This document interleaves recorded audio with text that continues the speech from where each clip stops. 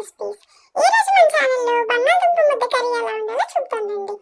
బంగాళదుంపలు బాయిల్ చేసి ముక్కలుగా కట్ చేసుకొని ఉప్పు కారం యాడ్ చేసుకోవాలి.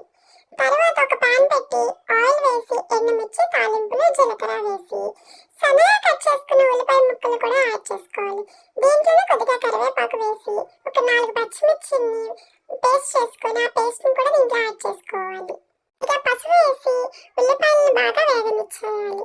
దీంట్లో ఒక 2 స్పూన్స్ అల్లం వెల్లుల్లి పేస్ట్ కూడా వేసి పచ్చివాసన పోయేంత వరకు ఉంచి దీంట్లోనే ముందుగా కలిపి పెట్టుకున్న బంగాళదుంప ముక్కలను కూడా వేసుకోవాలి.